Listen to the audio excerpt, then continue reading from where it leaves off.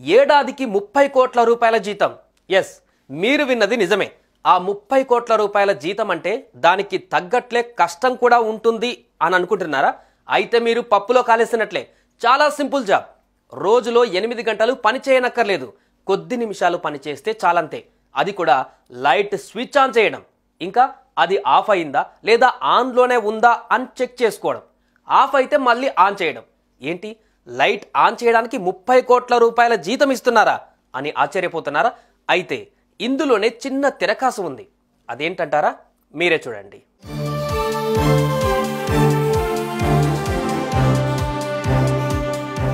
ఉద్యోగం చేసి కోటీశ్వరులు అవ్వాలంటే చాలా కష్టంతో కూడుకున్న పని. కోటీశ్వరులు అయ్యేలోపే ఆ కోట్లు ఎంజాయ్ చేసే ఏజ్ కూడా ఉండదు. బిజినెస్ చేస్తే క్లిక్ అయితే తప్ప ఏ ఐడియాలు వేసినా కూడా పనికిరావు. అందుకే ఈ జాబ్ ఆఫర్ కు చాలా మంది అట్రాక్ట్ అవుతున్నారు. కానీ జాబ్ డీటెయిల్స్ తెలిసిన తర్వాత ఎస్కేప్ అయిపోతున్నారు. ఇంతకీ ఏంటా జాబ్? కోట్ల రూపాయల జీతం ఉన్నా ఎందుకు ఎవరు కూడా అక్కడ పని చేయడానికి ఒప్పుకోవట్లేదు?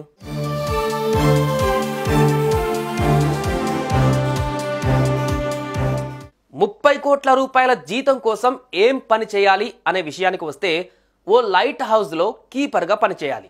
ఈజిప్టులోని అలెగ్జాండ్రియా ఓడరేవులో ఉంది ఈ లైట్ హౌస్. దీన్ని ఫారోస్ లైట్ హౌస్ అని పిలుస్తారు. ఇది ప్రపంచంలోనే మొదటి light house. Greatest engineering achievement గా పేరుగాంచింది.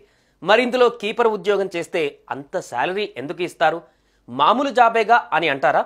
అయితే పూర్తి వివరాల్లోకి వెళ్దాం. ఈ ఉద్యోగం చేసేవారు ఎప్పుడూ ఒంటరిగానే ఉండాలి. అంటే ఆ లైట్ హౌస్లో మీరు తప్ప ఇంకెవరు ఉండరు. తినడం, పడుకోవడం అన్నీ కూడా అందులోనే. నిరంతరం లైట్ వెలుగుతుందా లేదా అని చూసుకోవాలి.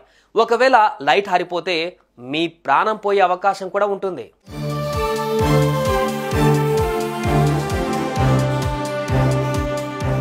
ఈ లైట్ హౌస్ సముద్రం మధ్యలో ఉన్న కారణంగా బయటకు వచ్చే పరిస్థితి కూడా లేదు. ఎలాంటి ఎమర్జెన్సీ ఉన్నా హెల్ప్ చేసేవారు కూడా ఉండరు. దీంతో ప్రపంచంలోనే అత్యంత కష్టమైన ఉద్యోగాలలో ఒకటిగా ఈ జాబ్ను భావిస్తారు. ఒంటరిగా ఉండటం, పక్కన ఎవరూ లేకపోవడం, ఫోన్ కాల్ చేసేందుకు కూడా వీలు లేకపోవడం ఇందులో ఉన్న మైనసులు. ముఖ్యంగా కొన్నిసార్లు సముద్రపు తుఫాన్లు చాలా బలంగా వీస్తాయి. దీంతో లైట్ హౌస్ మొత్తం నీళ్లలో మునిగిపోతుంది. అప్పుడు ఆ కీపర్ జీవితం కూడా ప్రమాదంలో పడిపోతుంది. అప్రమత్తమైతే తప్ప ప్రాణాలతో మిగలరు. మిగిలిన అనారోగ్యం బారిన పడినా కూడా చూసుకునేవారుండరు. మందులు కూడా మీరే వేసుకోవడం, మీకు మీరే వైద్యం చేసుకోవడం.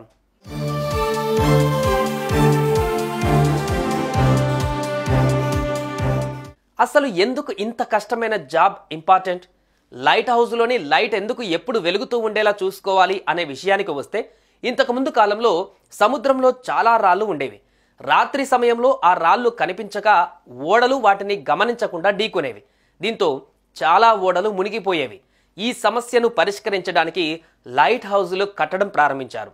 లైట్ హౌజులు నీటిలో ఉన్న పెద్ద పెద్ద రాళ్లు, లోతు లేని నీటి ప్రాంతాలను హైలైట్ చేసి చూపించేవి. లైట్ హౌస్లోని వెలిగించే లైట్ వెలుగు చాలా దూరం వరకు కనిపించేది. అందువల్ల ఓడలు ఎక్కడ ప్రమాదాలు ఉన్నాయో తెలుసుకొని చాలా సురక్షితంగా ప్రయాణించేవి.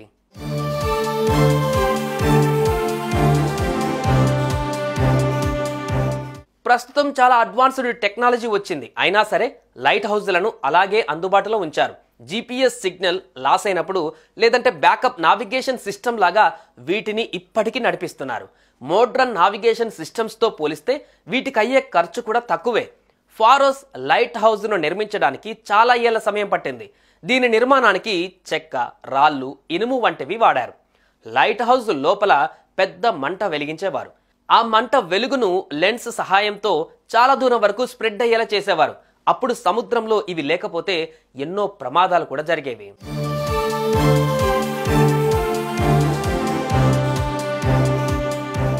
అదన్నమాట ఈ 30 కోట్ల రూపాయల జీతం సంగతి.